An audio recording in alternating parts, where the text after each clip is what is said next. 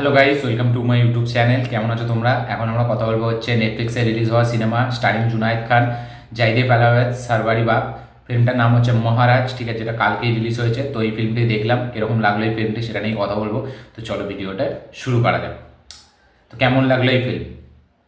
তো এই ফিল্মটি, ঠিক আছে, মানে এটা খুব নিয়ে কন্ট্রোভার্সি হয়েছে ফিল্মটা নিয়ে, যে এই যে বৈষ্ণব যে এটাকে দেখাচ্ছে, ঠিক আছে, মানে কোথা এই ধর্মটাকে, বৈষ্ণব সমাজটাকে, ঠিক আছে, তো সেইটা নিয়ে প্রচুর কন্ট্রোভার্সি হয়েছে যে তাদের ধর্মের গুরুদেরকে প্রচুর খারাপভাবে দেখানো হয়েছে এই ফিল্মে। তাই জন্য এই ফিল্মটা নিয়ে প্রচুর প্রোটেস্ট হয়েছে।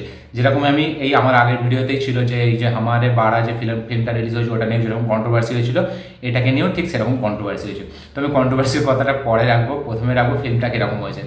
তো এই ফিল্মটা আমার জন্য বেশ একটা ফিল্ম মনে হয়েছে, ঠিক আছে। মানে এমন বলবো না যে একদম এক্সট্রাঅর্ডিনারি বা দেখিনি বা এরকম হয়েছে, মানে খুব বেঁধে রাখে একদম হেভি সিনেমা, সেরকম না। কিন্তু ফিল্মটা একটা ভালো ফিল্ম, এমন নয় যে ফিল্মটা খারাপ। ফিল্মটা ভালো, তার কিছু কারণ আছে। এবং এই ফিল্মটা যে ভালো সেটা হচ্ছে মানে অনেকটা ক্রেডিট যায় আমাদের এখানে জয়দীপ আলাওয়াতের জন্য। ইয়েস, তার পারফরমেন্সটা যেভাবে সে ডেলিভার করেছে, তার জন্য এই সিনেমাটি কিন্তু দেখার একটা মজা আছে আলাদা। এখানে যে আমাদের মেন অ্যান্টার মানে প্রোটাগনিস্ট মানে জুনায়েদ খান, তার কাজ আমার সেরকম মনে হয়নি সত্যি বলতে। তার সেরকম এক্সপ্রেশন বা সেরকম তার কোনো ডায়লগ বা তার যে পারফরমেন্স, ঠিক আছে, আমার সেরকম আপ টু দ্য মার্ক মনে হয়নি। আমি বলবো এর জায়গায় অন্য কাউকে নিলে হয়তো আরও বেটার আউটপুট বেরোতো। সারোয়ারি বাগের যদি কথা বলি, তাকে যেরকম রোল দেওয়া হয়েছে সেই হিসাবে সে ঠিক আছে, কিন্তু এখানে মেন নজর কাড়া হচ্ছে জয়দীপ আলাওয়াতের ক্যারেক্টারটা।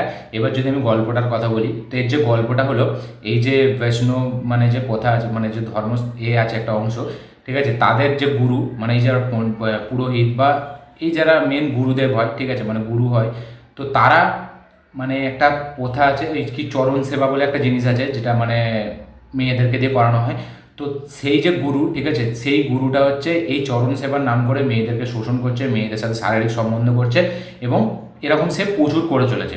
তো একদিন আমাদের যেখানে হিরোটা আছে, ঠিক আছে, মানে প্রোটাগনিস্ট জুনায়েদ খানের ক্যারেক্টারটা, মানে কাশরান না কারশন, ঠিক আছে, তার একটা মানে গার্লফ্রেন্ড যার সাথে তার বিয়ে হবে। তো সেও এরকম মানে এই অন্ধ বিশ্বাসটাকে করে যে চরণ সেবা মানে তার ভালোভাবে এসে গুরুর হাত থাকবে, তার মাথার উপর আশীর্বাদ থাকবে, সে এটা করতে গিয়ে সেটা খারাপ কাজ করে ফেলে। তারপর আমাদের হিরো দেখে নেয়, সেটা নিয়ে তাদের মধ্যে ঝামেলা হয়, এবং ফাইনালি এই আমাদের যে গার্লফ্রেন্ড আছে সে একটা মানে পথ বেছে নেয়, যেটা খুব খারাপ পথ। তো এইটাই হচ্ছে গল্প। এবার এই যে আমাদের এখানে কারশান মানে যে আমাদের হিরো, সেই মানে গুরুদেব মানে গুরুটার ব্যাপারে তার যেরকম মানে ভণ্ডব কাজ, ঠিক আছে, সেইটাকে সে মানুষের সামনে আনবে, এবং সেই যে খারাপ কাজটা করে চলে ভালোর নামে আড়ালে, সেটাকে সে কোর্ট পর্যন্ত ফাইনালি নিয়ে যাবে।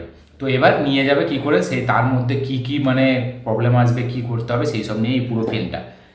এবার এই ফিল্মটা একটা হেভি ফিল্ম হতে পারতো, ঠিক আছে, কিন্তু এর যে স্ক্রিন প্লেটা সেটা খুব স্লো চলে, যার জন্য এই কারণে এই ফিল্মটা অনেক জায়গায় পড়ে যায়। ফিল্মটা খুবই স্লোভাবে স্টার্ট হয়, মানে যতক্ষণ গল্পে আস্তে আস্তে না আমাদের অনেকটা সময় কেটে যায়, যার জন্য একটু বোরিং বোরিং লাগে ফিল্মটা।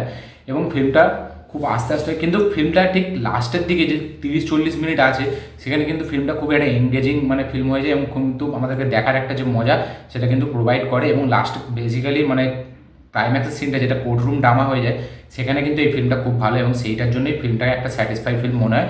না হলে এই ফিল্মটা যেভাবে এগোচ্ছিলো সেটা কিন্তু খুব একটা বোরিং ফিল্ম মনে হতো। তাই জন্য ক্লাইম্যাক্সের জন্য এই ফিল্মটা কিন্তু শেষ পর্যন্ত একটা স্যাটিসফাই একটা ভালো ফিল্ম হয়ে রয়ে যায়। এমন নয় যে খুব ভালো, আর এমন নয় যে খুব খারাপ, এটা মোটামুটি ভালো ফিল্মই হয়ে রয়ে যায়। এবার যদি আমি কথা বলি কন্ট্রোভার্সি নিয়ে, না তার আগে কথা বলি মিউজিকটা নিয়ে। ফিল্মে যে মিউজিকটা ইউজ করা সেটা কিন্তু ব্যাপক। মিউজিকটা মোনালি ঠাকুর একটা গান গিয়েছে, শ্রেয়া ঘোষাল একটা গান গিয়েছে, ব্যাপক হয়েছে মিউজিকটা। এই সিনেমার একটা আলাদা পজিটিভ দিক, মিউজিকটা দারুণভাবে কাজ করেছে। যে গানগুলো হয় সেগুলো জাস্ট ব্যাপক। শোনা মানে শ্রেয়া ঘোষাল তার গলায় যখন এই হোলির গানটা আসে, তারপরে এখানে যে আমাদের মোনালি ঠাকুর তার গলায় যে প্রেমের গানটা আসে, ব্যাপক লাগে, গানগুলো হেভি। পারফরমেন্স বললাম জুনায়েদ খানের আমার মোটামুটি লেগেছে। জয়দীপ আলাওয়াত সেরা, তার কাজ মানে মানে তার কাজটা দেখে আমাদের রাগ হবে, ঠিক আছে, তার উপরে সে এত সুন্দর ক্যারেক্টার প্লে করেছে, সে তো খুব দারুণ পারফরমেন্স, আউটস্ট্যান্ডিং একটা পারফরমেন্স। তাই জন্য তার কাজটা সেরা হয়েছে। আপনি এই ফিল্মটাকে ভুলে যেতে পারবেন, জয়দীপ আলাওয়াতের পারফরমেন্স ভুলতে পারবেন না, এত সুন্দর পারফরমেন্স দিয়েছে, ঠিক আছে। এবার যদি কথা বলি হচ্ছে মানে এই ফিল্মটাকে নিয়ে, মানে কন্ট্রোভার্সিয়াল পোর্শনটা নিয়ে, তো এইখানে অ্যাকচুয়ালি ফিল্মটা যেটা দেখাতে চেয়েছে আমাদের হামারে বাড়া যে সিনেমাটি, যেটা আমি আগের কথা বললাম, সেই সিনেমাতে জিনিসটা যেটা দেখাতে চেয়েছিল ডিরেক্টর, যে এই যে আবাদি সেটা বেড়ে যাচ্ছে, ঠিক আছে, সেইটাকে কেটার করার জন্য সে একটা আলাদা সাইড দিয়েছিল, যে মেয়েটার প্রবলেম হচ্ছে, কষ্ট হয়, সেই জন্য তার সাথে সাথে সে কিছু মানে অ্যাঙ্গেল রেখেছিল যেটা মুসলিম সমাজে কিছু লোক করে থাকে, ঠিক আছে। তো সেটা তার হিসাবে ঠিক আছে। এবার এইখানে যে ডিরেক্টর যেটা করতে চেয়েছে, সে কিন্তু এই যে মানে গুরু যারা আছে তাদেরকে কিন্তু ছোট করতে চায় না, নাহি এই যে বৈষ্ণব সমাজটা বা তার এই যে ধর্মটা এটাকে কিন্তু ছোট করতে চায়নি। সে কিন্তু মেন দেখাতে চেয়েছে এই যে মানে এই চরণ সেবা বা এই যে এর নামে যে এরকম শোষণ করা হচ্ছে, ঠিক আছে, মেয়েদের উপর অত্যাচার হচ্ছে একটা প্রথা বলে সেটাকে মানে ঘুরিয়ে অর্থ ঘুরিয়ে সেটাকে একটা নোংরার দিকে নিয়ে যাচ্ছে ডিরেক্টরটা, সেই জায়গাটাকে টার্গেট করেছে। এবং কোথাও না কোথাও গিয়ে মনে হয় ডিরেক্টরটা হয়তো মানে তার সাথে হয়তো এরকম কিছু হয়েছে বা সে হয়তো দেখেছে। কারণ এই যে স্টোরিটা কিন্তু এমন কিছু নয় যে এর আমরা আগে দেখিনি, আমরা এর আগে অনেকবার দেখেছি এবং এমনকি একটা মাস কমার্শিয়াল সিনেমাতে আমরা দেখেছি, সিঙ্গাম এখানেও আমরা এটা দেখেছি, এই সিঙ্গাম রিটার্নসেও আমরা কিন্তু এই মানে টেমপ্লেটটাই দেখেছিলাম যারা বাবা আছে, বা অনেক সিরিজে আমরা দেখেছি, যেমন আশ্রম সিরিজেও যদি আমরা ববি দেওয়ালের কথা বলি তো সেখানেও হয়তো আছে। তো এই যে টেমপ্লেটটা সেটা কিন্তু নতুন নয়, কিন্তু এইখানে ডিরেক্টর যেটা খুব ভালোভাবে করতে পেরেছে সেটা হচ্ছে যে ডিরেক্টর কিন্তু কোনো ধর্মকে ছোট করেনি, কোনো গুরুকে ছোট করেনি, বা কোনো সমাজকে পার্টিকুলার কোনো একে টার্গেট করেনি। সে যেটা টার্গেট করেছে যে এই যে ভুল যে মানে জিনিসটা যেটা অর্থটা পাল্টে এরকম করা হচ্ছে তার নামে, এই যে মেয়েদের সাথে এরকম, এবং বাকি সবাই ভাবছে যে এটা ভালো জিনিস কিন্তু অ্যাকচুয়ালিতে না। এবং হয়তো এরকম ভণ্ডামি হয়তো হয়, যেটা মানে হয়তো অনেক হয়, তাই জন্যই হয়তো অনেকজন মানে এটাকে ব্যাপারে কথা বলে, বা আমরা দেখেওছি কিছু জায়গায় নিউজেও বারবার উঠে এসছে। তো সেই জিনিসটাকে ডিরেক্টর টার্গেট করছে। ডিরেক্টরের কিন্তু কোনো ইন্টেনশন নেই যে কোনো ধর্মকে ছোটো করার বা এইখানে যে এই যে গুরুদের নিয়ে যে প্রোটেস্টটা উঠেছিল যে গুরুদেরকে ছোটোভাবে দেখানো হচ্ছে, তো আমার মনে হয় যে ছোটোভাবে কিছু দেখানো হয়নি। সে যেটা দেখাতে চেয়েছে ডিরেক্টর যে এই যে ভুলটা যেটা আমরা ভুল, গুরুদেরকে সে দোষ দেয়নি, সে দোষ দিচ্ছে যে এই কথাটার নামে কিছু মানুষ আছে যারা এটাকে ভুল করছে, ঠিক আছে, সেইটাকেই সে টার্গেট করতে চাইছে। সে কিন্তু কোনো একে টার্গেট করতে চায় না, এটা আমার মনে হয়, ঠিক আছে। যেমন হামারা বারা সিনেমাটাই, ঠিক আছে, আমার কোথাও না কোথাও কি একটু হলেও মনে হয়েছিল যে ডিরেক্টর সে মানে কিছু অ্যাঙ্গেল দেখাতে চাইছে যেটা হয়তো মুসলমানরা করে থাকে। এবার হ্যাঁ সেটা করেও থাকে কিন্তু অনেকজন, কিন্তু সেটা একটা মানে শর্ট টেম্পারের উপর, সেরকমই কিন্তু এইখানেও করে থাকে, কিন্তু হয়তো কিছু এরকম গুরু আছে যারা এরকম করে থাকে।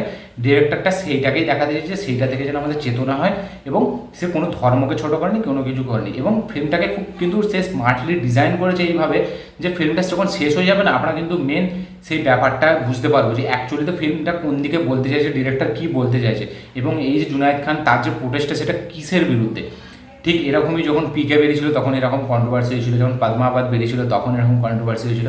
তো কন্ট্রোভার্সি যদি যে কোনো সিনেমা নিয়ে হতেই পারে, সামান্য পাঠানো যদি দীপিকা পাদুকোন একটা গেরুয়া জিনিস পরে সেখানে যদি মানে কন্ট্রোভার্সি হতে পারে, তো এইসব জিনিসগুলোর ব্যাপার। তো আমি কখনো সিনেমা দেখে কন্ট্রোভার্সিকে কিছু মনে করি না, ঠিক আছে। আমার যেটা মনে হয়, আমার ছোটো বুদ্ধিতে যেটা আমার মনে হয় যে না এইটা দেখিয়েছে, এটা এর মানে কারণ আছে তাই জন্য দেখিয়েছে, বা এটা ইচ্ছা করে দেখাতে চেয়েছে, বা এটা হয়তো ডিরেক্টর অন্যভাবে দেখাতে চেয়েছে, আমি সেগুলো মানে ডাইরেক্ট খোলাখুলি বলে দিই, আমার কোনো এ নেই।